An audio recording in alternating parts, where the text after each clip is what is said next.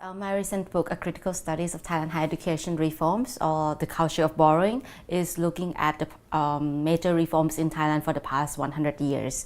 And even with specific focus for the past 20 years, that we have a lot of reforms in terms of autonomous universities. We have reforms in terms of hiking the ranking positions of Thai universities and increase internationalizations by recruiting more academics from abroad as well as recruiting foreign students. And the last policy that I was looking at is emergence of quality policies. So these policies include quality assessment, quality assurance, and Thailand qualification framework.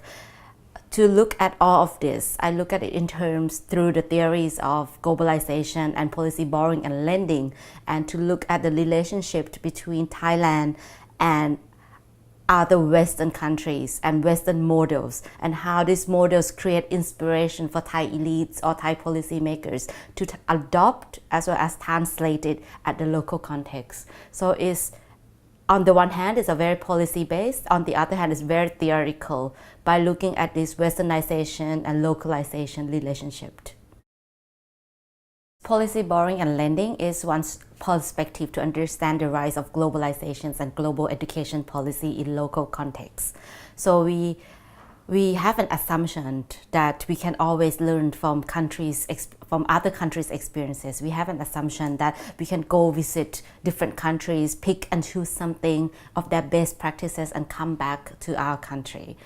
This has been going on for 100 years. So policy borrowing and lending is a perspective to critically analyze the different rationales and translations of these processes. So we are looking at the political rationale or political reception of why some policy from abroad sounds good at the local context. The political aspect includes that this policy from abroad will create a coalition between different fragmentation groups within the local countries. So it's better to look for third option rather than to fight the two.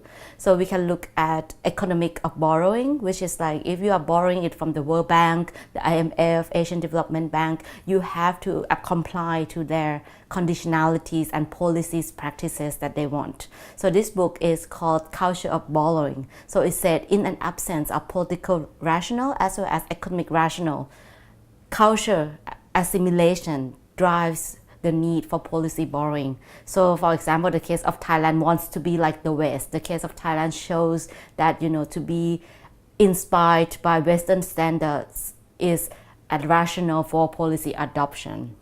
So in that case, we have three aspects to look at why globalization or global education policy resonates across the world, with a highlight and attention to local politics, local economics, and local culture.